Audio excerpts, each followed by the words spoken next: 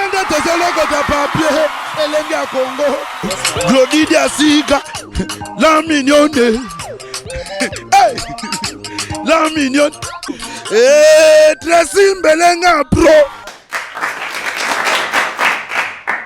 Voilà, bonjour tous chers internautes, nous sommes sûrs de vous avoir nombreux connectés sur le www.elengiacongo.tv.com. Toujours là pour vous informer, vous divertir par rapport aux différentes actualités. Vous avez les 4 provinces à Kinshasa et surtout l'actualité marquante de la disparition de Papa Wemba. Je suis donc avec Senado avec moi plus proche de Papa Wemba et Tomikampe Wemba.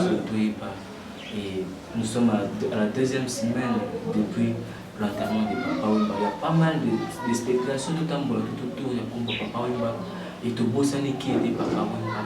Et juste après, il y a n'importe quoi comme le Papa et c'est aussi dans lequel il y a mon proche collaborateur de Sénato, tout le monde a fait copier Thomas Solo, tout le monde qui était Papa Wemba. Parce qu'à Koufi, tout le monde a dit et quant à moi, déjà, je vais faire, je vais déjà dire. Bonjour à mon invité. Bonjour le chef. Sénado, un mot par rapport à Batignon sur la occasion de Elengi à Congo TV. Na pesi bango mbote na toli bango tondi na yebisi na bango en tout cas fête est là le 17 mai et puis merci mais na nyonso to basalaki mpona honesté lequel mpona kosaki ya Papa Wemba na toli bango tondi na ebandeli nyonso. Ok, merci beaucoup Sénado. Papa Wemba Koufi, Papa Wemba est enterré et aujourd'hui nous sommes à la deuxième semaine depuis l'enterrement de Papa Wemba. Que représentait vraiment Papa Wemba chez Senado? En même temps patron, en même temps parent, en même temps responsable, il représentait presque tout. Et puis à mon égard, il y a Zalaki, moi j'ai le roi modèle dans la vie. Et puis en même temps mon idole aussi. Et puis il y a Zalaï le roi complice dans la vie. C'est-à-dire il y a la troisième oreille là. Je crois qu'il y a une complicité moko à ne pas commenter. Jusque là nous avons réalisé que Papa Wemba était parti. Mais nous avons marqué accueilli par ce que nous avons dit ça y est. Moi, je suis l'appel de Nzambe. Je suis à côté parce qu'à servir Mokili, nous avons Tindaki, à salir nous avons Tindaki à Sala Mokili, à Zali Motinda, mais à messager, nous à sa petit message, tant à évoquer pour nous permettre pour lui, Nzambe, avec la banane le plus tôt possible pour acter par la bamba sous mon côté. Sur la souki na message il y a tindeke ça à ce qu'à récupérer moi naïe. Je crois que c'est dans ce sens là pour reprendre moi naïe la personne de Papa Wemba. Voilà. Ok, merci beaucoup Sénato. Nous avons que l'oublié à qui complice naïe parce que Toyoka Toyobi qui Papa Wemba et il vivait tout autour il y a pas chèque. Il pose à qui par exemple chèque au Papa Wemba le côté de ça. Dire ça c'est chez les gens, terme moko ne pas dire que les enfants de la vérité, ils ont chance donnée à tout le monde.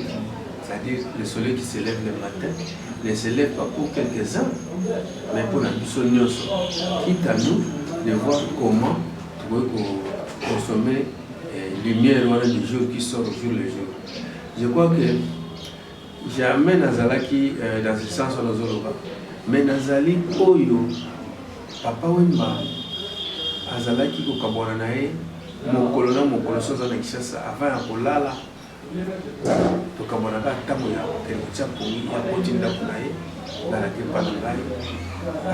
Nazali mutu Oyo, Zolia nae sali moko, Tongo, Pokwa, Soki biso mibale to mona nite na Mokolo, eza mwa pasi, senga na motema na ngana mona ye. Il peut aussi me motema nae na benga tata parce que c'est comme ça qu'il m'appelait. Benga tata pour certaines choses peut-être pour qu'à tout vendre, pour tout se distraire, tout se divertir. Tu vois, c'était vraiment un grand frère. Alors n'a pas nae n'a récupéré na makambo belé, n'a été responsable au départ, n'a été parent. Monsieur, il m'a fait devenir encore un vrai parent. Il m'a donné le sens de responsabilité d'un parent. Comment un parent peut répondre aux critères parentaux? Ça, il m'a enseigné. Il m'a enseigné à avoir la maîtrise de la vie. Il m'a enseigné à pouvoir être au-dessus de tout problème. Il m'a enseigné tant de choses que je ne peux pas tout décrire ici. Voilà. Ok, malgré cela, qu'est-ce qui a été à la base, au fondamental, il y a complicité, comme tu l'as dit, nous avons vraiment complice. La base. Les amis, et le Romoko, et Salemaki, ils ont un grand frère Moko, Jess Lembanza. Azalaki moko azali moko ti lelo na kati ya viva la musique ba notable ya viva la musique alors il tant wazo ko to ejibe piano à l'époque nga azalaki moko pe ko tambola na ejibe piano azali ko comprendre capacité ya bagage artistique azalaki nango d'où ay ko intéressé nga mino yo fona ko tsona papa wemba niveau ya bagage zo nango papa wemba ça va marcher. Il faut que beaucoup de papa il faut travailler avec lui si jamais il faut travailler à peine. C'est dans ce sens-là que nous avons papa un devoir moko.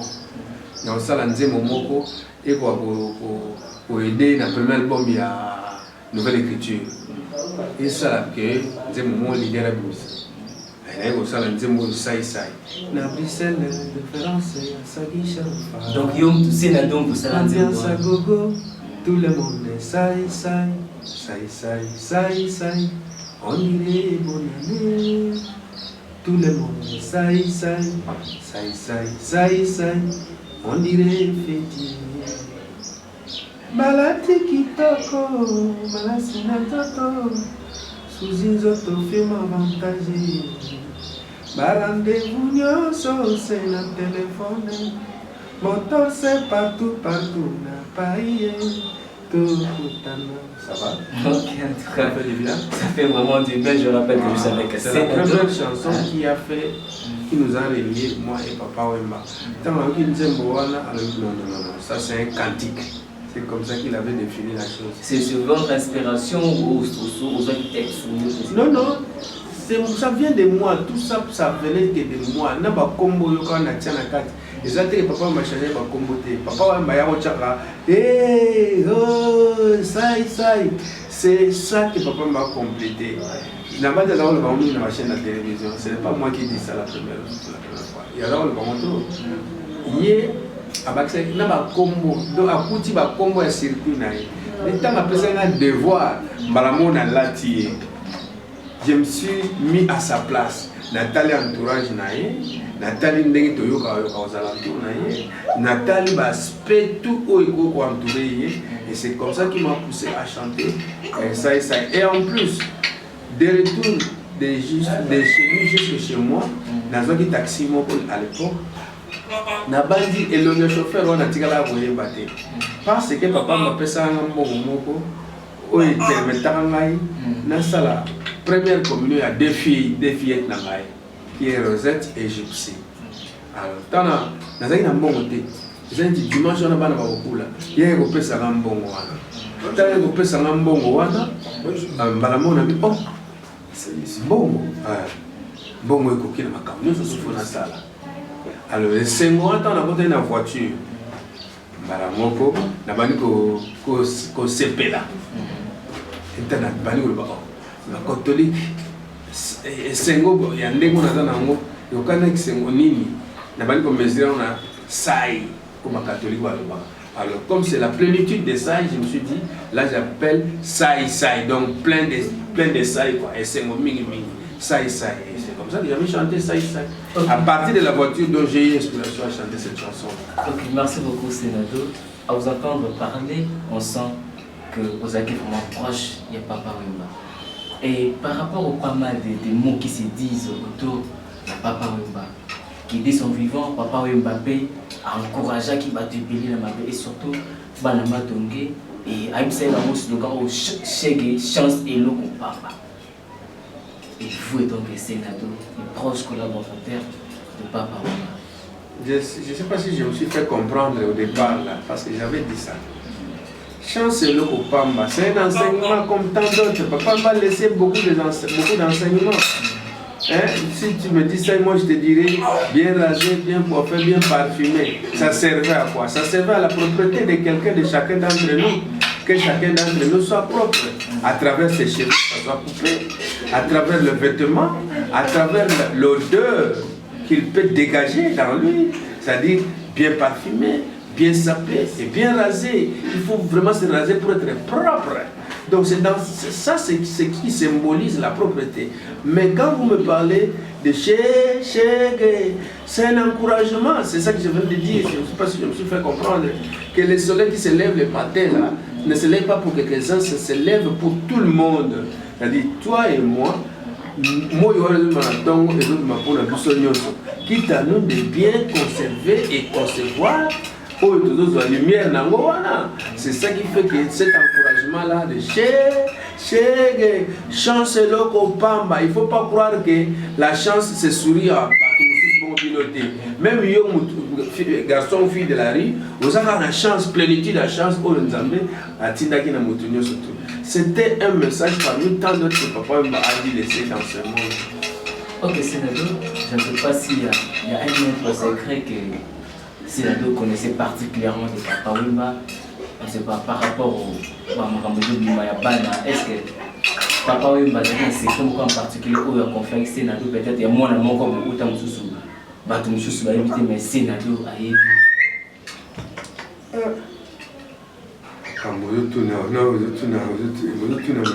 Ça c'est une question à aller poser à la famille. Hein? Ça c'est moi. Ça fait que vous étiez Attends, ça n'empêche pas. Moi je connais la maman, je connais Amazon, t'en fais pas. Si je connais Amazon, je dois connaître les enfants de Papa Wemba. Et je te jure qu'il faut m'emmener plus loin parce que ma famille, il faut aussi qu'il y ait autorité dans mon famille. Makambo est biso basali auto salaki na ye et se limiter là et connaître les enfants. Je dis pas non, je dois connaître les enfants de Papa Wemba. Comment je peux pas connaître les enfants de Papa Wemba? Moi qui a fait autant des années avec Papa Wemba, je dois connaître les enfants de Papa Wemba. Mais quand à l'intérieur de ce que tu veux savoir là, c'est ce que moi je ne saurais peut-être pas te dire. C'est là où tu dois attendre. S'il faut aller chez la famille, poser quelques questions que vous aurez besoin, et là tu auras toutes les réponses que tu auras aussi besoin d'avoir. Mais quant à moi, Papa Wemba a des enfants, a eu des enfants, avait une femme qui est Amazon, Marie-Rose Lozolo. Voilà. Ok, c'est Nado Kourtaï, pas mal Papa Wemba, vous passez vraiment assez de temps avec Papa Wemba. Et si on vous disait que Papa Wemba était pédophile, comment expliquerez-vous cela? Non, il ne faut pas dire ça. Je n'étais pas les qualités de Papa Wemba. Il y en a nos amours que tu ne peux pas juger ça de Papa Wemba. Papa Wemba, il y a d'accord qu'on a. Tu vois là. Il faut avoir certaines réserves, même si vous êtes journaliste. Tu ne peux pas dire ça. Vous avez ma preuve. Parce qu'il y a eu des photos publiées dans les réseaux sociaux, si on peut le dire ainsi. Non, mais écoute. Est-ce que ça va pas? Il y a une petite fille qui réclamait Azana Zemia Papa Wemba et qui réclamait aussi être reconnue, à reconnaître que Zemia est Azana Moussa Papa Wemba parce qu'il a publié aussi des photos. Vous aviez suivi la première dame que je salue en passant, que je respecte. Je crois qu'elle a fait des enseignements, elle aussi, cette maman-là, en disant, Bino Bakova médias, dans les réseaux sociaux, vous devez cesser à dire et à écrire et à annoncer n'importe quoi à la population.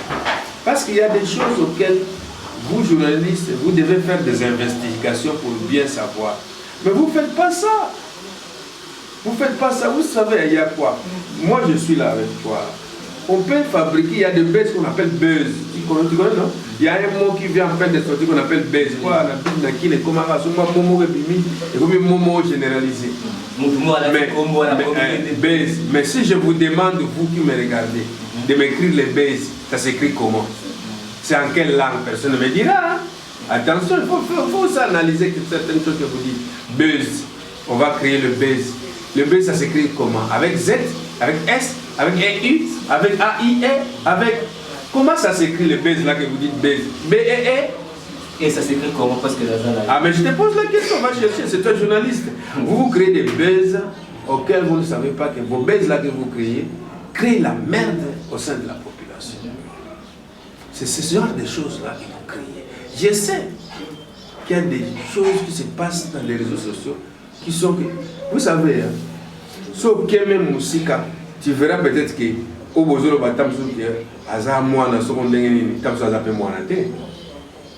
c'est une grande fille. Et il faut laisser les morts là où ils sont. Il ne faut pas tout dire chichoter, n'importe quoi. Ce n'est pas le moment. Pourquoi vous voulez toujours crier? Et puis sur les situations, les hommes comme de plus en plus, c'est vous la presse. Il faut atténuer, il faut essayer d'éteindre le feu quand il fait chaud. Voilà. Ok, il faut essayer d'éteindre le feu. Aujourd'hui, là, papa n'est plus. Quel est l'essor de Viva la Musica? Je sais que Viva la Musica ne va pas émerger comme ça a été avec son grand chef. Oui, ça je sais qu'il y aura tant de difficultés qui sont tendues devant là. Et nous serons obligés, nous, de franchir. Mais nous ne disons pas que nous allons croiser les bras. Nous ne disons pas que nous allons dire non, non.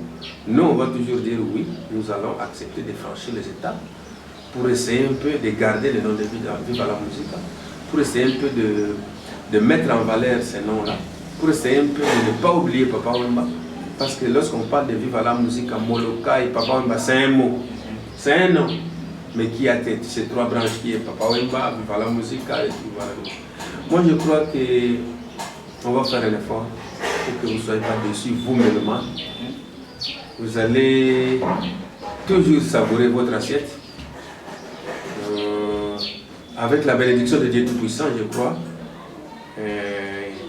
on sera assisté par lui-même le Seigneur, car son fils qui a laissé cet édifice n'a pas laissé ça pour que ça se disparaisse comme ça non plus. Il a laissé pour que cela puisse avancer, émerger et nourrir ceux qui sont restés. Surtout qu'il a laissé la famille, non seulement biologique, mais aussi musicale. Je crois qu'il y aura la bénédiction de Dieu là-dessus. Ok, voilà, j'aimerais vraiment que vous regardiez la caméra et regardez aussi les différents mélomanes qui nous regardent dans ce net moment. Et nous voir la caméra où il dit Papa Wemba. Et j'aimerais que vous soyez la qualité à Papa Wemba, vous soyez la qualité à Gilles. Qu'est-ce que c'est Nado regretter ou reprocher des choses de Gilles? C'est pas regretter ou reprocher. Reprocher, oui. Au bandaki kouré. Et l'autre nini ozaki pour reprocher mingi et pas naï. Ah, pour reprocher, ils allaient quand même mis en la musique. Ceux qui sont dans le studio, vous avez une discussion artistique et belle dans le studio. Comme ça, vous avez Octave Moussoussou. Nous avons préféré Octave Moussoussou. Parce qu'il fut un chanteur qui ne faisait pas les demi-tons. Non, non, non.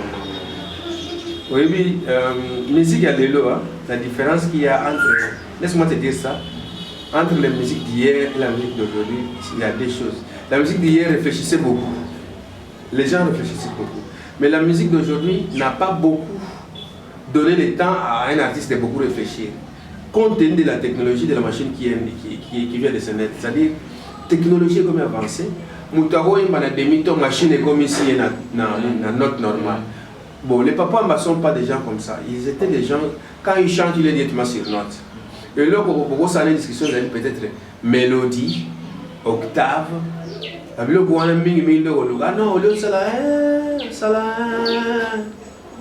tu vois, au bout de mélodie, c'est bien bon, mais ça, c'est encore mieux.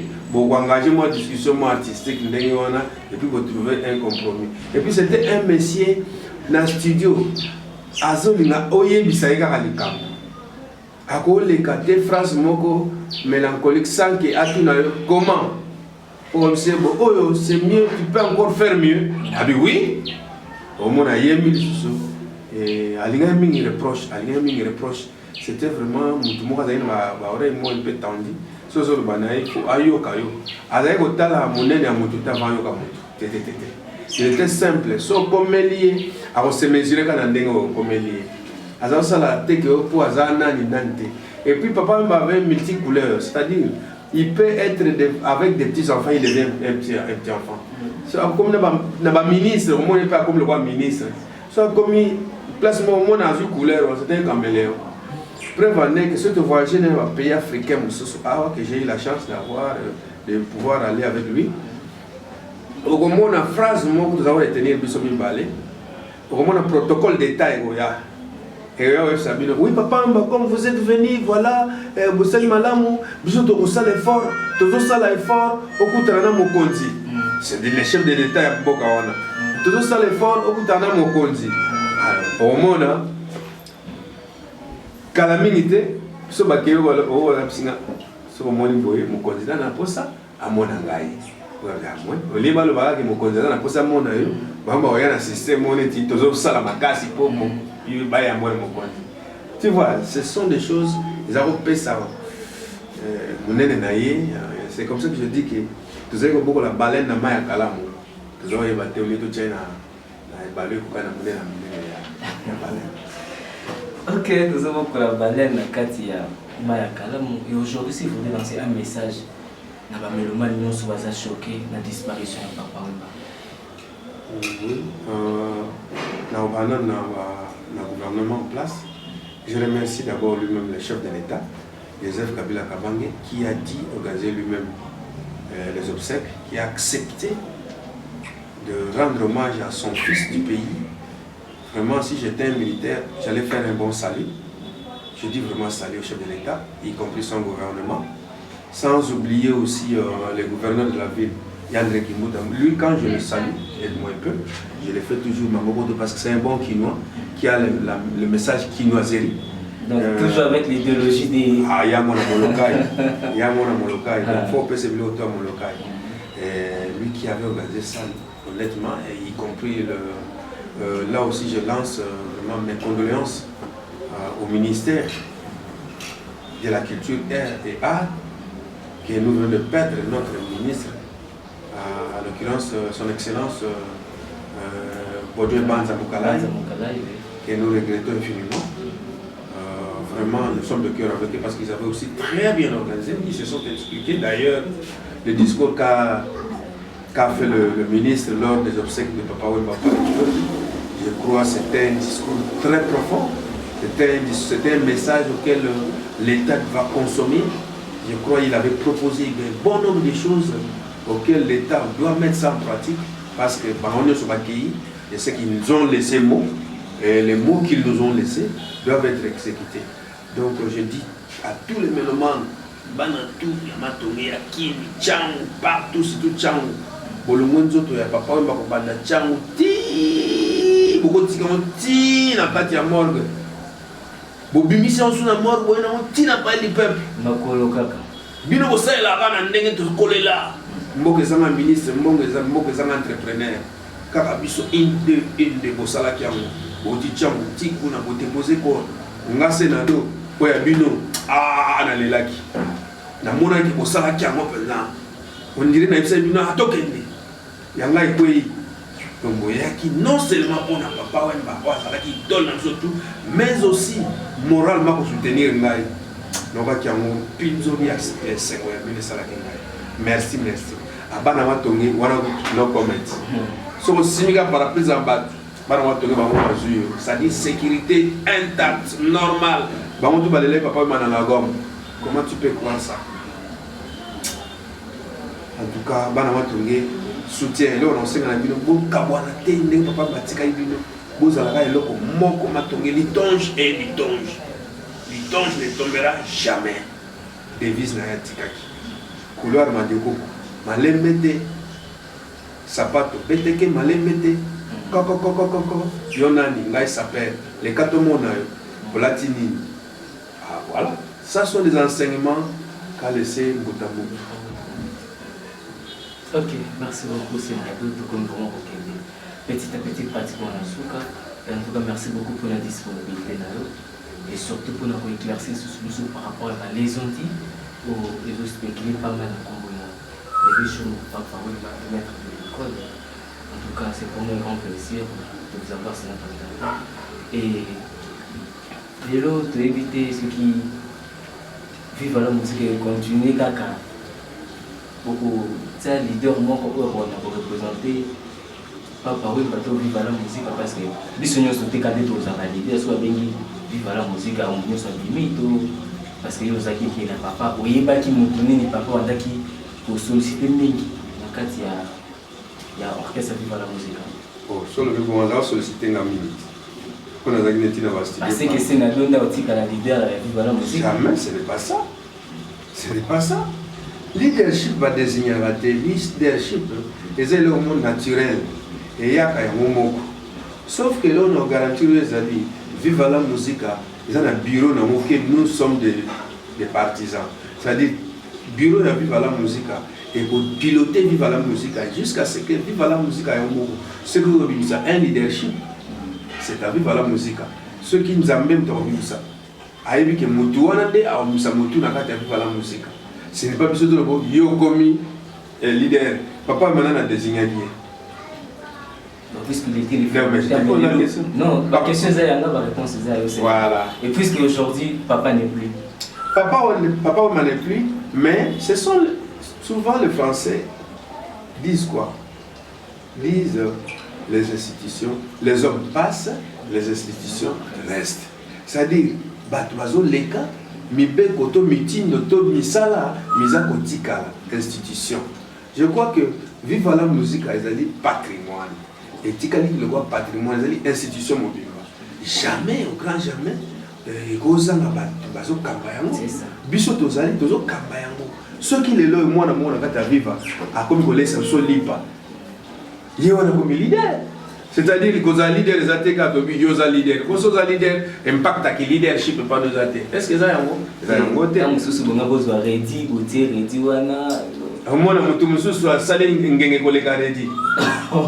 Ça c'est un exemple. Au moins tu es yo, au moins il y a saling ngenge kolega yo. Si comme ça bon, wana makanisi na mais vive la musique existe, non tu sais non? Ouais. Vive la musique existe donc partisan na tout ba musicien na tout bazali. Pour ça la makasi pour que l'institution elle a toujours au vu des gens, ils ont toujours existé quoi. Ils ont été que leur moins disparaître. Ils ont souhaité à monter. Ok, bah reprise et la répétition. C'est pour quand vous après 40 jours tous les 40 jours comme ça, comme ça tous seront après 40 jours. Nous autres les avons pour m'appeler. On aura tout le temps. Ok, merci beaucoup. Nous sommes pratiquement à la fin.